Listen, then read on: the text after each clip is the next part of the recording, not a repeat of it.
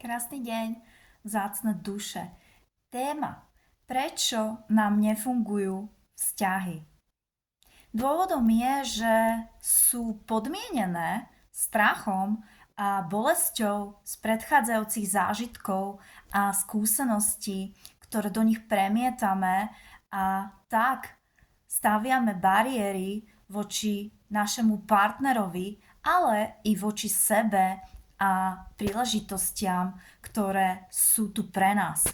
V skutočnosti ten onaký strach či tá bolesť nie sú až tak desivé, ako to pôsobenie v určitej falošnej identite, vytváranie určitých dramatických scénárov a ich premietanie do daných vzťahov, ako aj ilúzie podložené ďalšími ilúziami potreby sa chrániť alebo potreby mať moc a ovládať.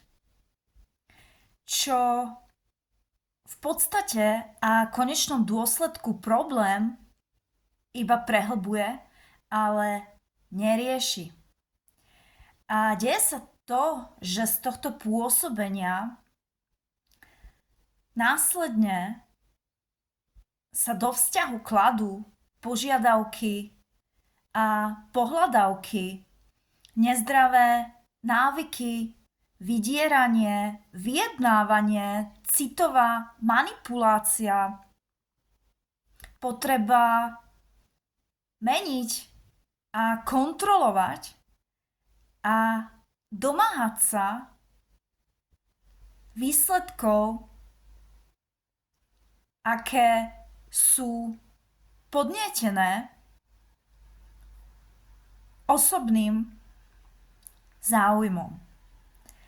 A práve v tomto priestore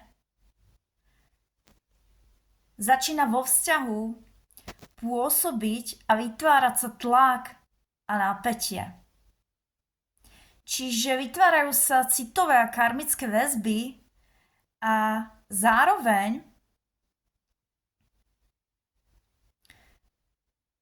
sa vytvára v nás vnútorný rozpor, ktorý je premietaný do daného vzťahu. A preto, ak chceme mať a žiť naplnené vzťahy, je potrebné k ním a k sebe a náležitým okolnostiam pristupovať vedome. A to z priestoru čistej lásky.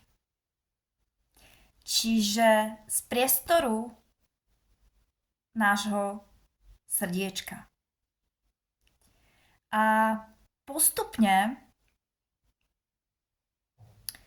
v našom vnútri dosahovať citovú slobodu. To však ale neznamená, že je potrebné daný vzťah okamžite ukončiť v prípade, že obaja partneri sú ochotní pracovať na sebe i na vzťahu, ale je to jednou z možností.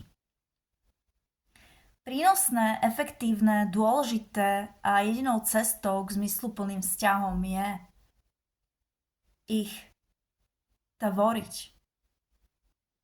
a konať z priestoru bezpodmienečnej, čistej lásky. Bez projekcie a akýchkoľvek očakávaní. A to je samozrejme cesta,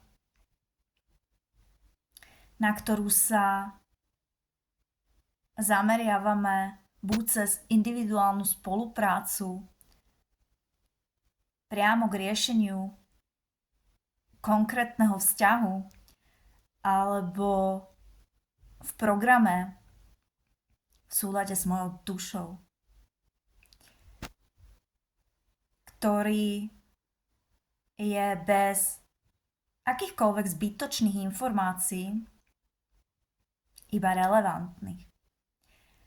Akýchkoľvek zbytočných omáčok, ale o pravde a skutočnosti, ktorá pre nás platí. A zároveň bez akýchkoľvek obklúk, ale priama jednotná cesta do pravdy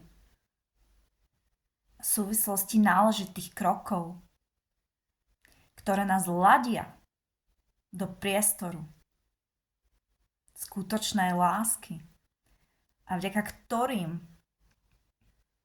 dosahujeme výsledky, ktoré postrádame.